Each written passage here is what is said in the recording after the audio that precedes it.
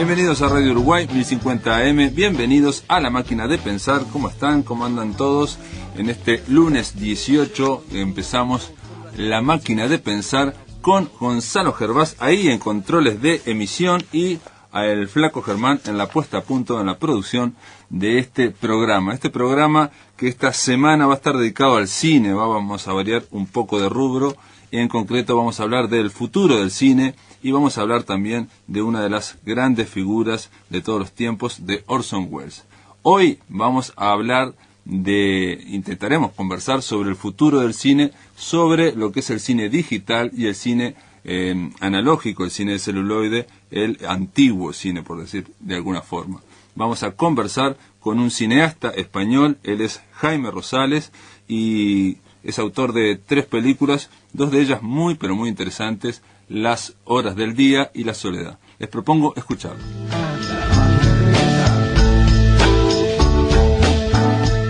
Muy bien, le damos la bienvenida a La Máquina de Pensar, aquí en Montevideo, en Radio Uruguay, a el cineasta Jaime Rosales. ¿Cómo andás, Jaime?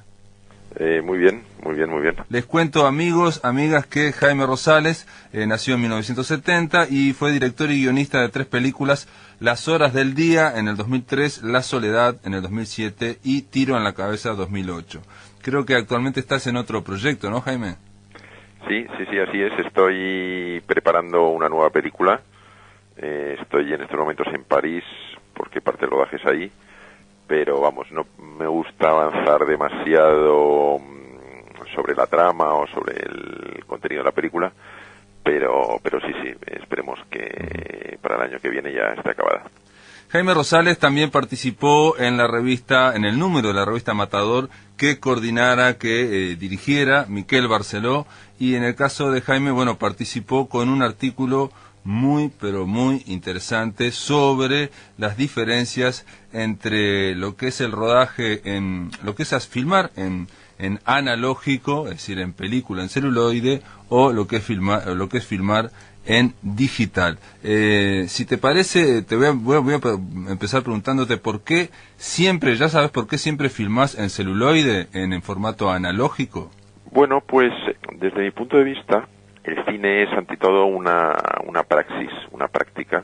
¿Qué elementos integre uno en esa práctica, en esa praxis, va a determinar el resultado de la obra, ¿verdad? Entonces, el material, por hacer una analogía, por ejemplo, con la escultura, no es lo mismo utilizar bronce que mármol, que yeso, que madera, que plástico, ¿no? Entonces, cada material, no hay un material que sea mejor que otro en todas las circunstancias, sino que en función de lo que uno quiere transmitir o de lo que quiere perseguir dentro de su viaje creativo, elige el tipo de material que cree le es más adecuado. Entonces, el tipo de película que yo hago es un tipo de película que creo que intenta reflexionar sobre cuestiones que tienen que ver con el tiempo, con la vida,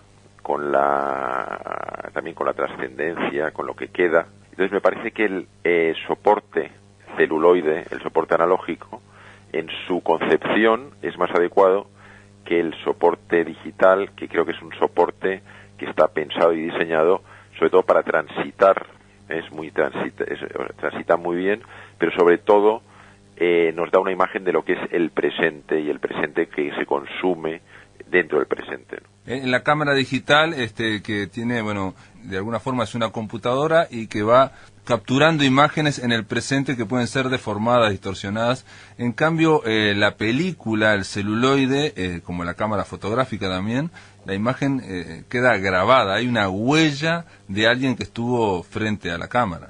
Claro, hay que ir, de todas maneras, lo que dices lo suscribo, pero hay que ser muy precisos, creo yo, porque si no, los argumentos se desmontan, ¿no? Lo que yo sostengo es que la imagen digital es fácilmente manipulable, lo cual no quiere decir que siempre sea manipulada. Y también digo que la imagen analógica es difícilmente manipulable, lo cual tampoco quiere decir que nunca es manipulada. Entonces eso es importante, porque si no, los puristas miran, no, cuidado, yo puedo hacer una imagen digital y no manipularla, y tienen razón. Claro, y también es cierto que hemos visto imágenes analógicas que también pueden ser manipuladas. Pero en su diseño, en su forma, en su naturaleza, la imagen digital es fácilmente manipulable y por lo tanto aquel que quiera mucho manipular una imagen, en general encontrará mejor soporte en el digital que en el analógico, porque en el analógico es posible manipular, pero es muy difícil, o es más difícil. Por lo tanto, aquel que realmente quiera buscar una imagen muy en bruto, una imagen muy, yo prefiero incluso decir muy pura, encontrará mejor soporte en el analógico. De todas formas, con respecto a lo que planteabas de los temas que tratás en tus películas, y temas, digamos, profundos o temas, digamos, con cierta trascendencia, el planteo es que el celuloide, de alguna forma remite a lo que pasó, al pasado, o no tiene nada que ver. Sí, efectivamente.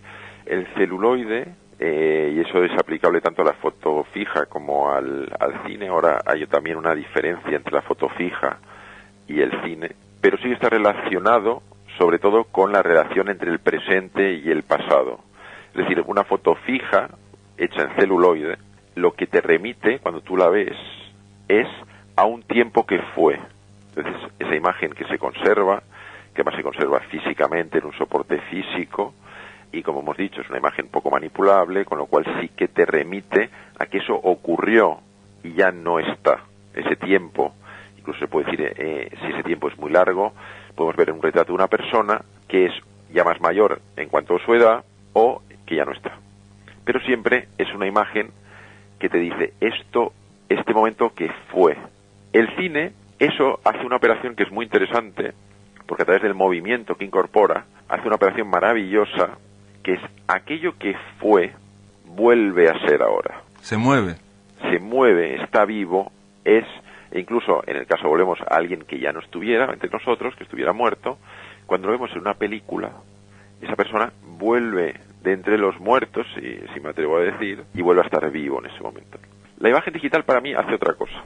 De hecho, tanto que sea fija o en movimiento, la imagen digital, y en su formato incluso yo diría más paradigmático, sería la imagen digital captada en el móvil, ¿no? Captas una imagen en el móvil y la envías y dices, yo estoy aquí, o yo estoy viendo estos zapatos delante de este edificio, estoy delante de la Torre Eiffel, pero te remite sobre todo al momento presente y se agota en el momento presente porque no quiere tampoco ser conservada.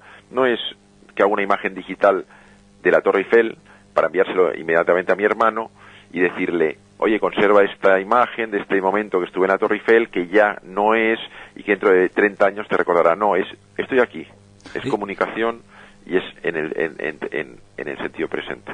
Aparte, digamos, la imagen digital lo que tiene también es que el costo, casi no existe el costo, entonces lo que ocurre generalmente es que alguien puede sacar no una foto de la Torre Eiffel, sino 15, 20, 25, las manda por Facebook, y eso se va acumulando de forma tal que, bueno, la propia acumulación de esas imágenes hace que, digamos, ninguna sea tan importante.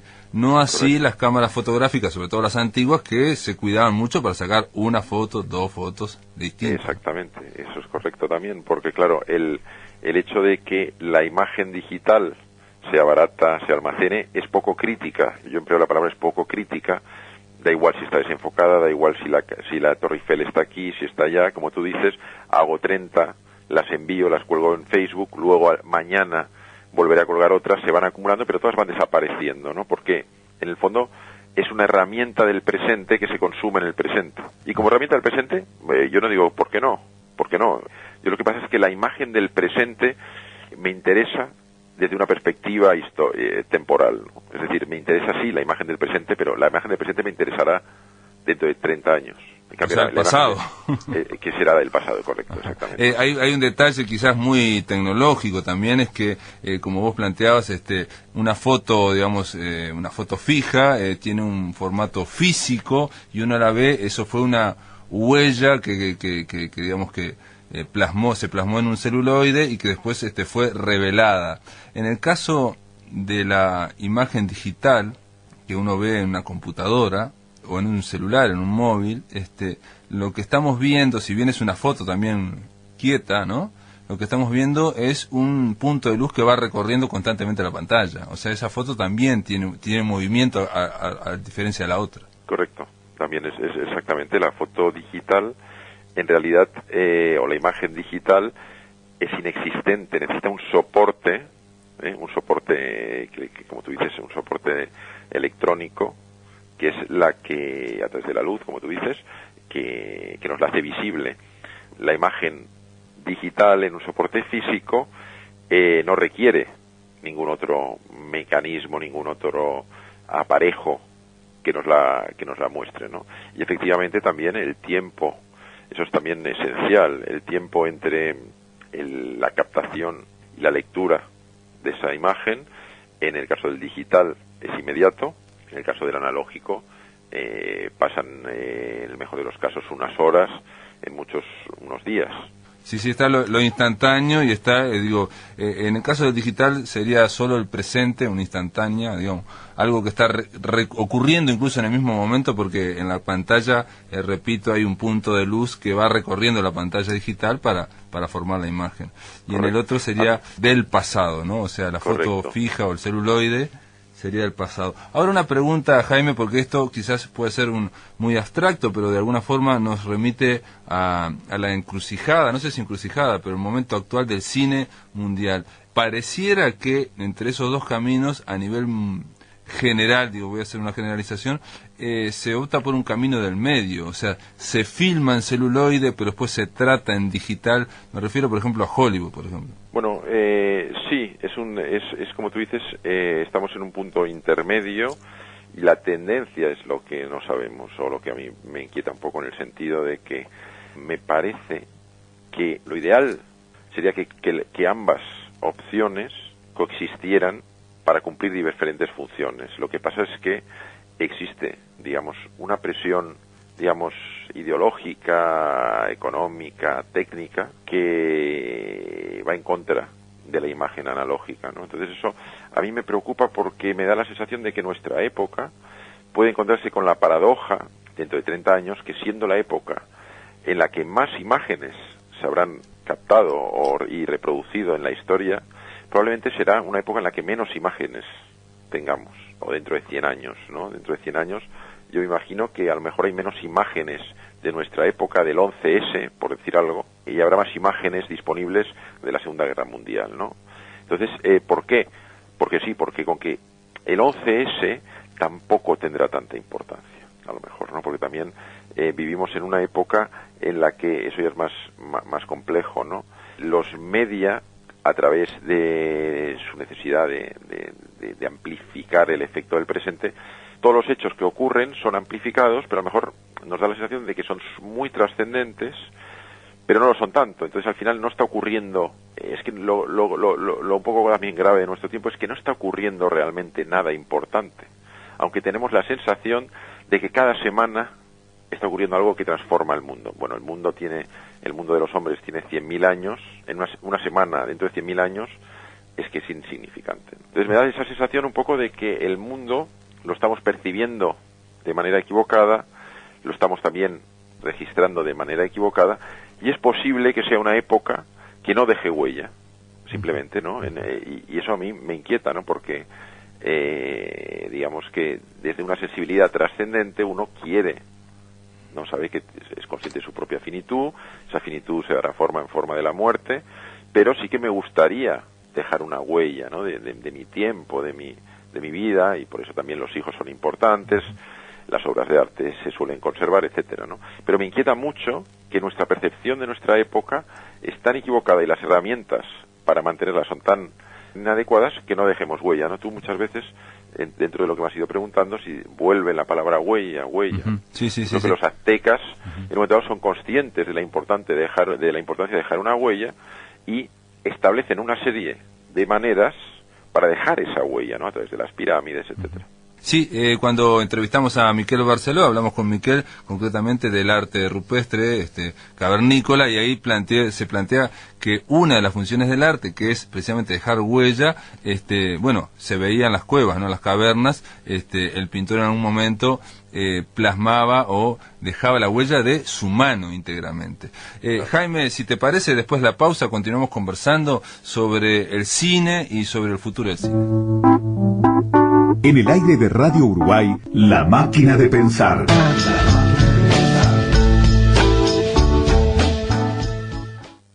Esta semana en Semanario Voces, el hombre del hierro. Entrevista exclusiva al dueño de Aratirí. Además, es imprescindible la unidad de acción en el Frente Amplio. Opinan Roque Arregui, Marcelo Estefanel, Dari Mendiondo, Benjamín Naum, Daniela Paisé y Alejandro Zavala. Participación público-privada. La discusión que no fue por Oenir Sartú. Debate sobre el desarrollo nacional por Eduardo Gudinas. Y como siempre, voces polémicas, voces culturales, voces de ida y vuelta. Todas las voces esta semana en Semanario Voces, tu voz. Andrés Tañaro presenta el CD Mujeres en mi voz. Al viento verde entre ramas oscuras. Un espectáculo intimista donde el autor musicaliza y canta a nuestras poetisas desde las clásicas hasta las emergentes. El encuentro es el viernes 29 de julio a la hora 21 en la Sala Citarrosa. Invita Emisora del Sur. Al sueño, a la aventura, al viento verde entre ramas oscuras.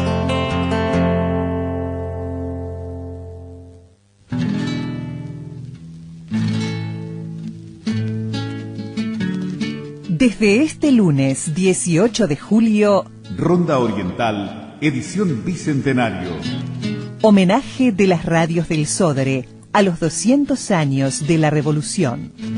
Un centenar de voces en capítulos de 1 hora desde las 6 de la mañana. Y en adelante, de lunes a viernes por Radio Uruguay,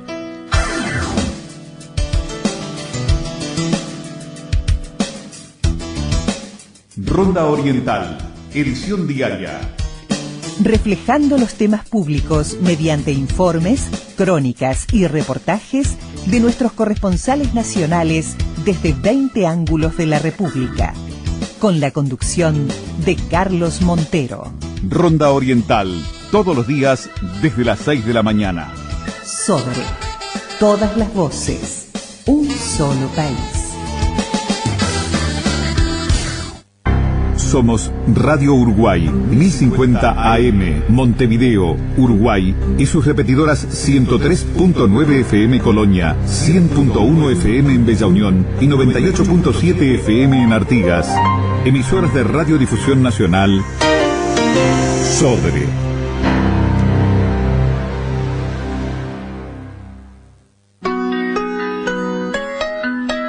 Para comunicarte con la máquina, envía un SMS al 099-780066 o un correo electrónico a lamaquinadepensar@adinet.com.uy. Si querés volver a escuchar charlas, entrevistas o columnas, ingresa a piensamáquina.blogspot.com y bienvenido al corazón de las palabras.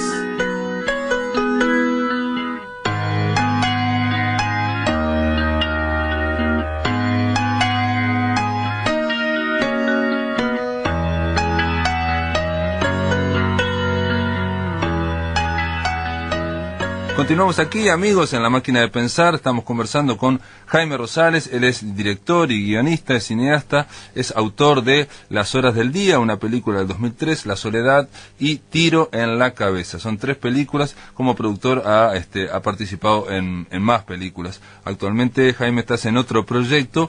Y lo que yo te planteaba antes de la pausa era el tema de dejar huella. A mí, honestamente, no me queda tan claro por qué si el cine va hacia lo digital, ¿no? Como aparentemente, lo que parece ahora es que ahí va un camino intermedio, mixto. Se filma en celuloide, pero después se trata a nivel digital y bueno, después vuelve al celuloide, se proyecta en pantallas y mucha gente después lo baja de internet, o sea, vuelve al digital, es ripeado de nuevo.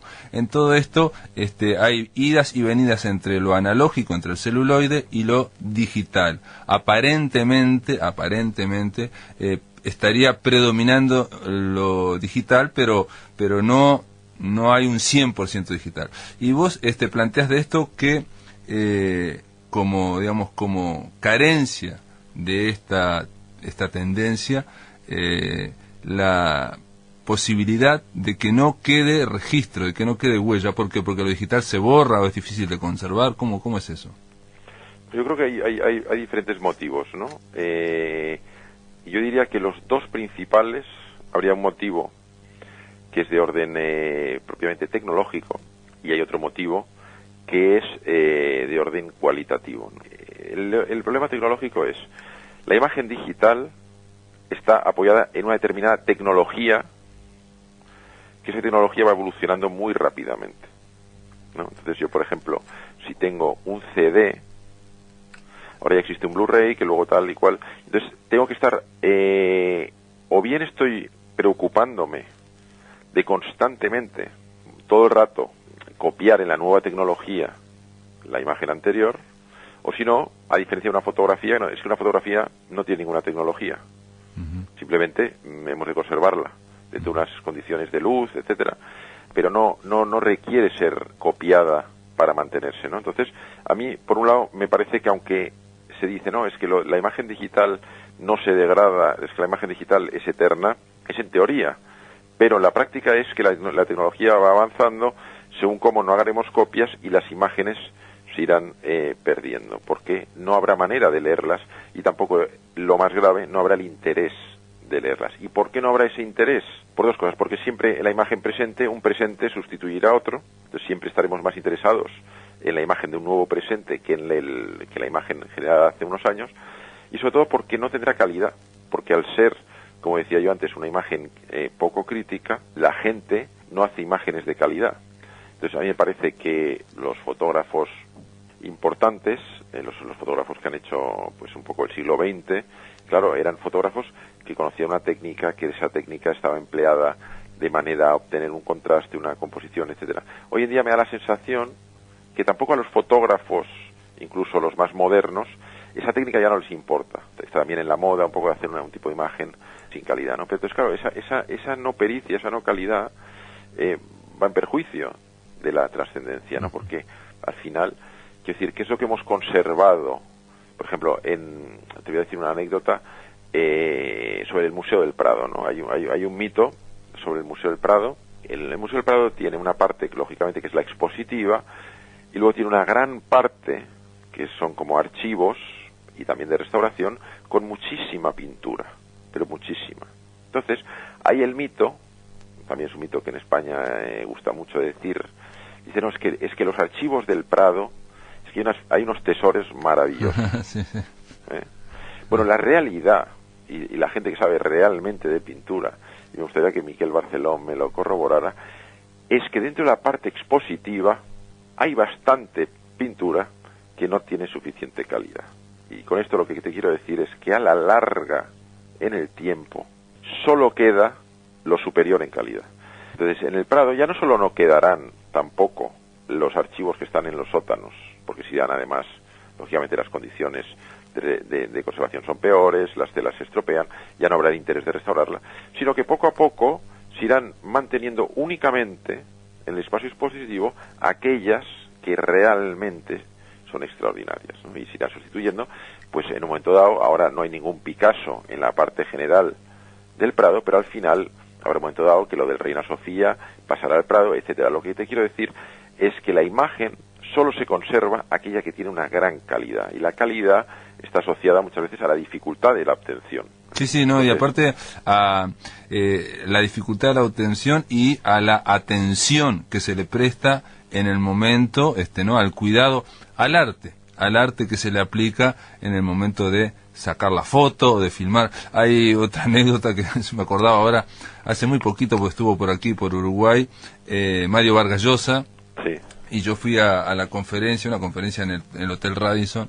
No me dejaron hacer ninguna pregunta porque había muchos periodistas y me asombró, nunca había estado realmente cerca de alguien tan famoso, me asombró la actitud de los 6 o 7 fotógrafos que había, que estaban sacando sin parar una y otra vez a lo largo de la media hora o los 25 minutos que estuvo hablando Vargas Llosa. Y me acordé hay una película, una documental sobre Woody Allen, que se llama Blues de un hombre salvaje, que lo sigue a Woody Allen en sus conciertos de jazz por Europa, y en un momento va por Italia, creo que va por Roma, va por una ciudad de Italia, y vemos como, no sé, 25 paparazzi que le van sacando fotos en la vereda mientras va caminando, ¿no? Y él les dice a los fotógrafos, es la misma, no sacan más, es la misma fotografía. Claro.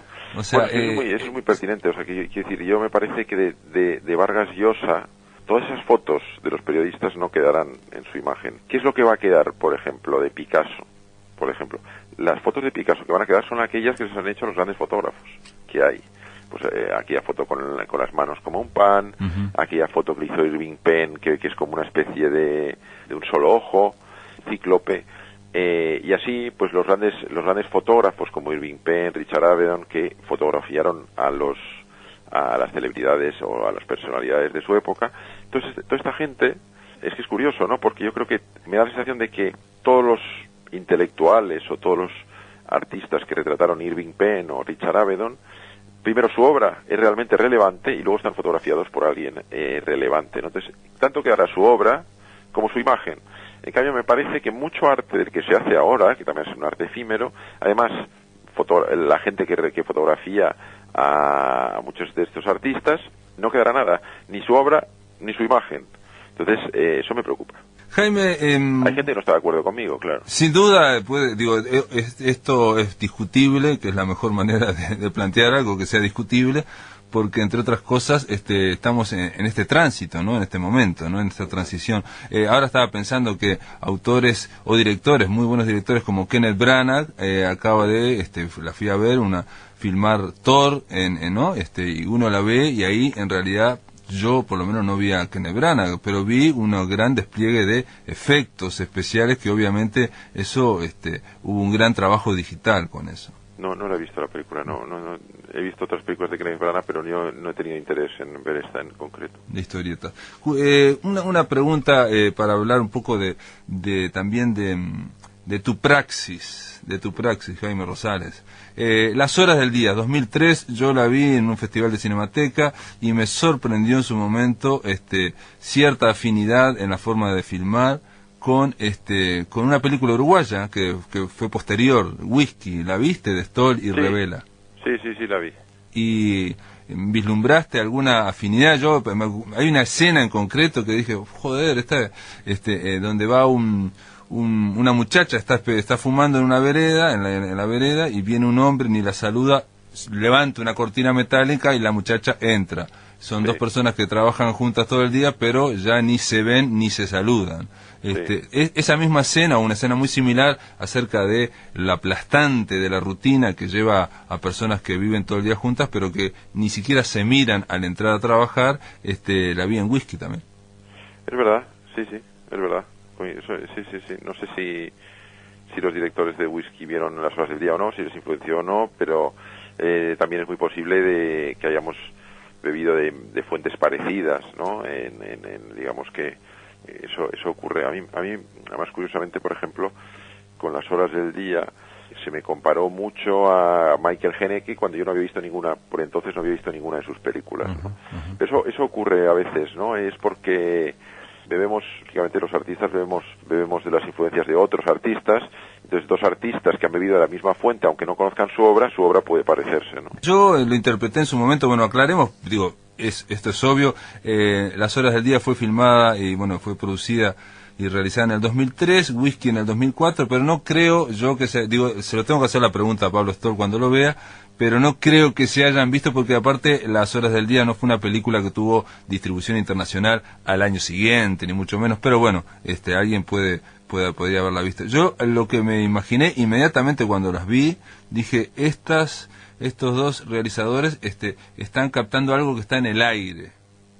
Eso también es cierto que generalmente nosotros, también los artistas, vivimos dentro de un tiempo, ¿no? Entonces nos inquietan temáticas parecidas, recogemos lo que está también en el aire, como dices, ¿no? En la prensa, en la literatura, en el arte, en la sociedad.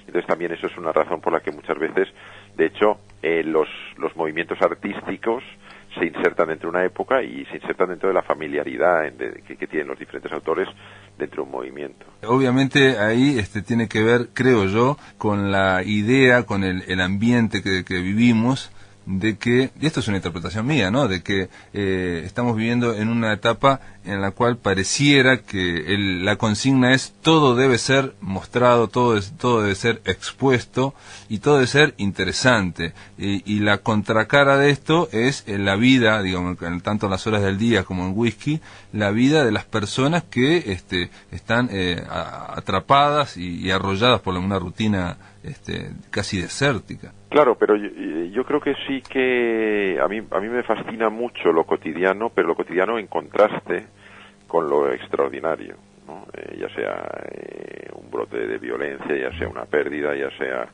un drama, es decir, lo cotidiano, o vamos adelante una cosa, en mi nueva película trabajo lo cotidiano en relación a lo mítico, ¿no?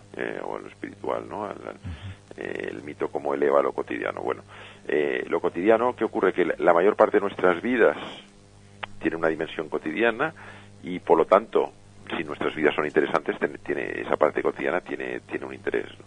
Pero, sin embargo, lo que hace que nuestra vida cobre un interés o una fuerza dramática significativa suele ser algo que rompe con eso cotidiano, ¿no? Entonces, la relación, me parece que es lo que es realmente relevante, es la persistencia de lo cotidiano en relación a la ruptura de lo cotidiano, y la ruptura de lo cotidiano precisamente tiene que ser extraordinario, si no sigue siendo cotidiano, ¿no? Claro, entonces, claro. La relación entre lo extraordinario y lo cotidiano es lo que es muy significativo en nuestras vidas. Lo que hace otro tipo de narración, otro tipo de cine también, digamos, que sería el paradigma hollywoodiense épico, es el héroe en el que es un poco el héroe instalado en lo extraordinario a lo largo de todo el relato, ¿no? Es decir, el héroe no atraviesa nada de lo cotidiano o ínfimamente, ¿no?, sino que entra en una epopeya épica, y todo lo que le está ocurriendo es extraordinario. De esta manera vemos a un detective que en realidad, un detective de la realidad, su vida debe ser bastante sórdida, bastante aburrida. Sin embargo, cuando lo vemos en una película americana, es todo los episodios en el que ocurren cosas extraordinarias, ¿no? Desde que se enamora de no sé cuántas chicas, de que hay 80 malos que le persiguen, hay muchas persecuciones en coches, etcétera, ¿no? Pero a mí lo que me interesa no es únicamente lo cotidiano, es la relación entre lo cotidiano y la ruptura de lo cotidiano.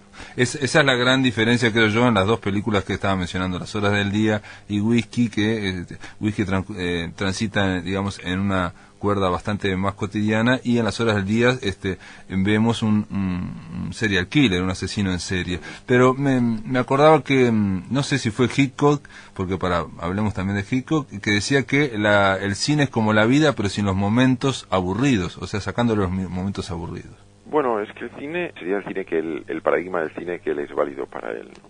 Claro, y para Hollywood también, ¿no? Claro, hay que entender. Hoy no sé por qué reflexionaba yo sobre esto, entonces me alegro que venga a colación, entre la diferencia entre el cine americano y el cine europeo, ¿no?, que es el que yo conozco, pero también que tiene que ver con la sociedad americana y la sociedad europea, ¿no? Jaime, te puedo pedir que después de la pausa desarrolles con más tiempo estas dos ideas, la diferencia entre el cine americano y el cine europeo. Sí, claro. Bueno, amigos, después de la pausa continuamos con Jaime Rosales. En el aire. Muy bien, continuamos aquí en La Máquina de Pensar, conversando con el director y guionista Jaime Rosales. Jaime, planteabas en el bloque anterior las diferencias entre el cine norteamericano, digamos, los modelos narrativos del cine norteamericano y el cine europeo. Yo me imagino que tendrá que ver también el tratamiento del tiempo ahí en cualquiera de los dos, ¿no? Absolutamente, eso es lo que te iba a decir, ¿no? Es lo esencial, de hecho. Y además está conectado con las diferencias en lo que es la propia sociedad americana o la europea, ¿no? Por ejemplo, yo lo que diría es, la sociedad americana es una sociedad en la que la gente piensa rápido y actúa rápido. Los americanos no suelen ser largamente reflexivos. De hecho, incluso a nivel internacional, una de las cosas que nos echan en contra o en cara a los europeos, siempre que las decisiones europeas son muy complejas de tomar, incluso de los organismos, cuando hay que entrar en guerra, los americanos entran en guerra. No se lo piensan demasiado, se lo piensan, yo no digo que sean irreflexivos. Lo que pasa es que es un país, digamos, también más joven, en el que la acción es mucho más importante que la reflexión. Y la reflexión generalmente es corta. Entonces, ¿qué vemos en las películas americanas? Sobre todo mucha acción, incluso en los dramas, incluso en las comedias románticas, acción. O sea, los personajes están haciendo cosas y a veces piensan un poco lo que van a hacer. Pero eso es porque la sociedad americana yo creo que es una sociedad eminentemente activa, ¿no? La sociedad europea es diferente, es mucho más reflexiva. Nosotros, no digo que una cosa sea mejor que otra, simplemente que es diferente, ¿no? A nosotros nos cuesta mucho más tomar una acción. Generalmente analizamos los pros, los contras, las consecuencias posibles, además todo lo vemos muy complejo. Yo cuando viene algún amigo americano y hablamos sobre cosas en general, ellos en general tienen una mente más rápida o más sencilla, o los eslabones los enganchan muy rápido y de repente se toman una decisión, ¿no? Nosotros es siempre más complejo, ¿no? Entonces nuestro cine es más lento y generalmente vemos a gente o pensando, pero haciendo relativamente poco. Pero claro, eso es el reflejo de una sociedad. Eso es el reflejo de una sociedad. Por ese motivo, también me entristece mucho cuando se producen, es una cosa también muy de nuestra época, se está produciendo unas hibridaciones culturales extrañas, ¿no?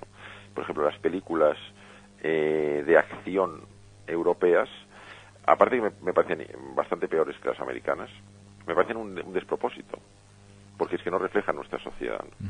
De hecho, cuando sale un policía en una película europea haciendo lo que hace un policía americano, es muy curioso, porque es que el policía americano de la película no se corresponde tampoco al verdadero detective de la realidad, pero sí que es decir, la filosofía o la manera de percibir el tiempo y la acción sí que se emparenta con ese ritmo americano, mientras que el nuestro no. Entonces, una película de Belatar, por decir a alguien que el tiempo es dilatadísimo, pero sí que se corresponde muy bien a lo que es nuestra manera de percibir el mundo en Europa, que es mucho más reflexiva, mucho más lenta, de un lugar pues que tiene una tradición o una cultura más arcaica, y que la acción muchas veces no le resulta tan relevante.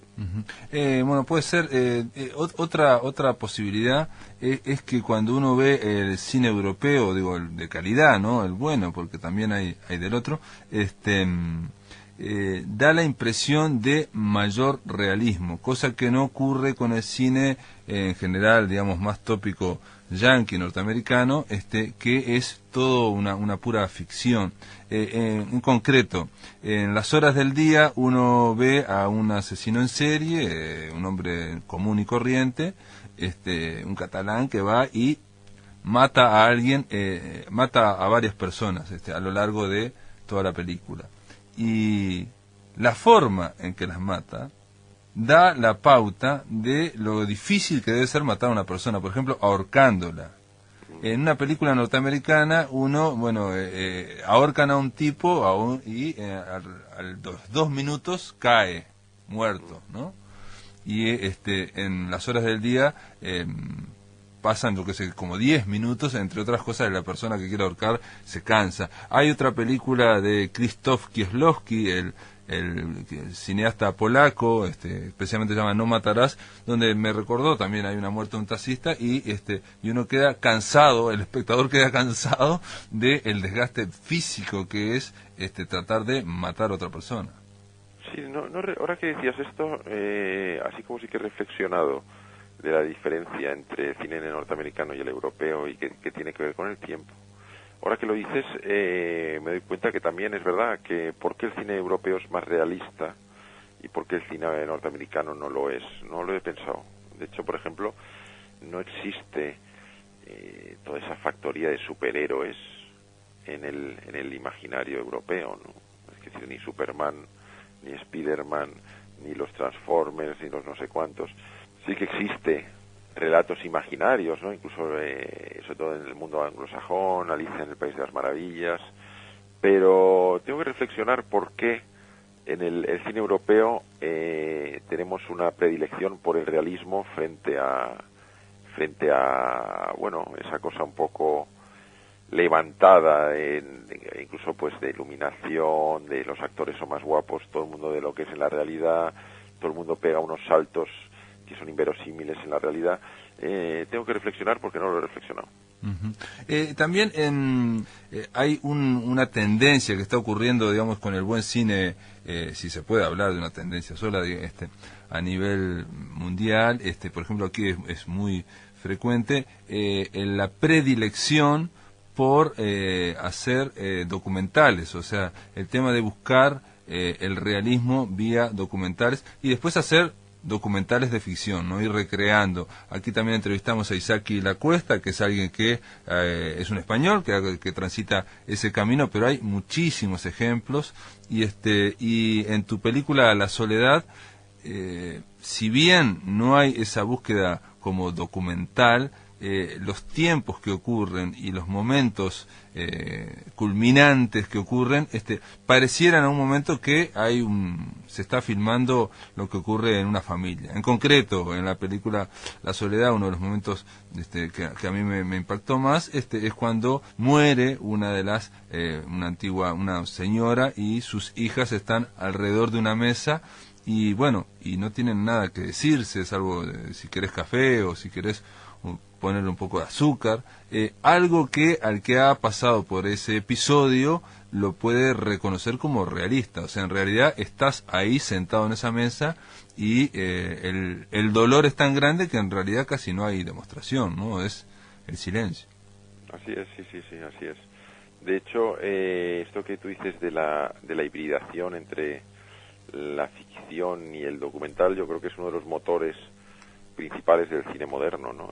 A mí me interesa mucho Isaki, efectivamente también está Isaki, José Luis Reguerín, en España hay varios, pero bueno, también lo están en Francia, pues desde Cantet a muchos otros, ¿no?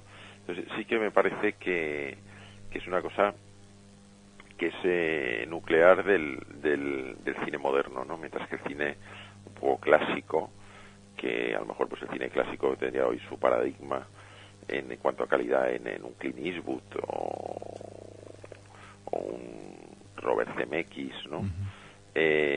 O Woody Allen mismo. Woody Allen es estupenda, la última película maravillosa, ¿no? La última película de Woody Allen, Midnight in Paris. Y dentro de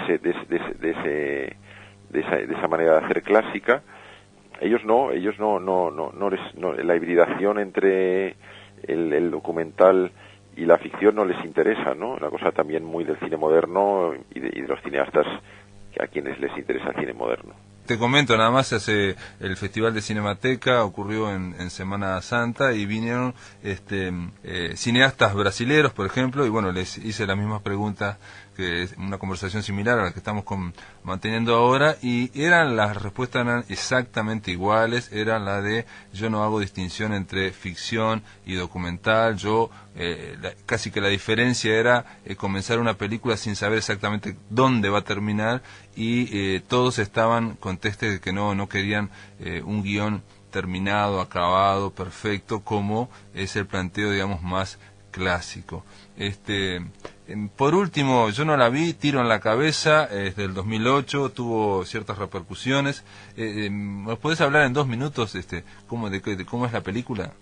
Pues es una película bien peculiar, ¿eh? Es dentro de mi filmografía, de las 3 películas que he hecho, es sin duda la más peculiar, la más radical, porque digamos que a lo largo de toda la película vemos a una serie de personajes que van haciendo que hacen cosas, pero siempre lo vemos desde una distancia importante, filmado con teleobjetivo, y debido a esa distancia se mantiene el punto de vista sonoro de la cámara, pero no del personaje, con lo cual no oímos nada de lo que dicen, ¿no? Es una imagen muy plana, muy alejada, en el que vamos siguiendo un poco las peripecias cotidianas de un personaje que luego resulta ser un miembro de la banda terrorista ETA que acomete una acción, digamos, criminal terrorista. Y se basa en unos hechos que ocurrieron en diciembre del 2007.